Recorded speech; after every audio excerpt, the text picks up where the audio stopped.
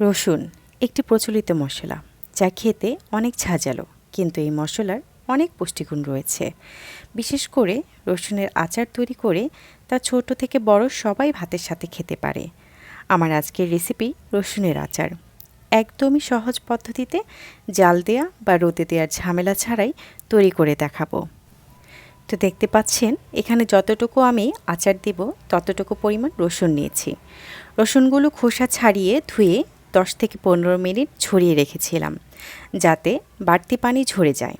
পুরোপুরি শুকাতে হবে না, একটু ভিজে ভিজে থাকলেও সমস্যা নেই। আর যা যা লাগছে আমি বলে দিচ্ছি। এখানে একটি কাচের জার নিয়েছি।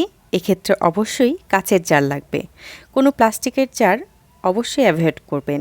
যে কোনো আচার কাচের জারই ভালো থাকে।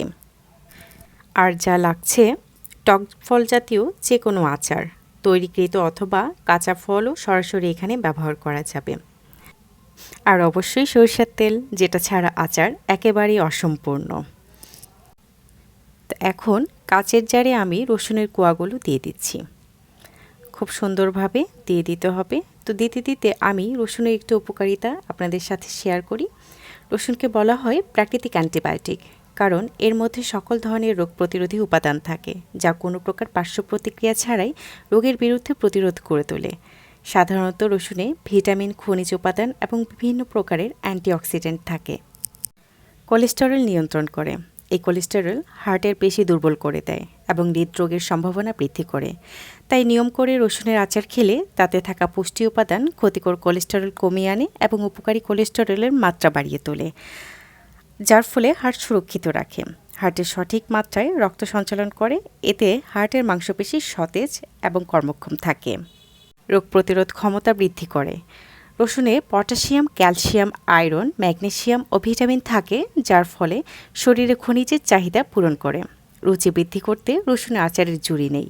হাড় মজবুত করে, ক্যান্সারের ঝুঁকি হ্রাসে সহায়ক ভূমিকা পালন করে, জীবনী শক্তি বৃদ্ধি করে, হজম শক্তি বাড়ায়, রক্ত স্বল্পতা দূর করে, বাত ব্যথা দূর করে, ক্যালোরি বার্ন করতে সাহায্য করে।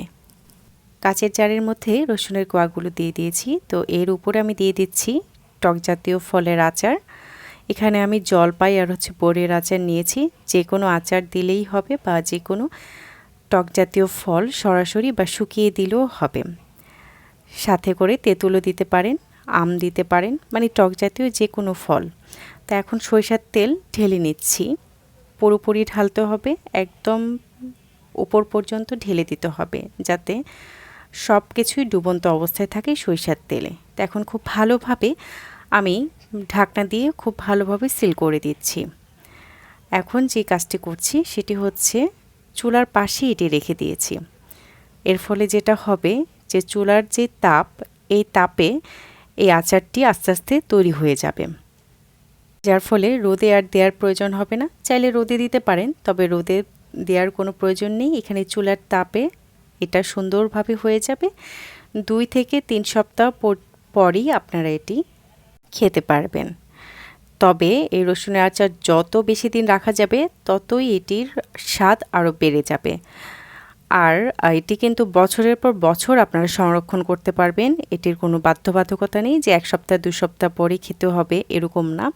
আপনি চাইলে বছরের পর বছর সংরক্ষিত করে আপনি এটি খেতে পারেন। আর যত বেশি পুরাতন হবে ততই কিন্তু রসুনের আচার খেতে অত্যন্ত মজা, এবং এর যে স্মেলটা বা যে স্মেল থাকে যে রসুনের, সেটাও চলে যায়।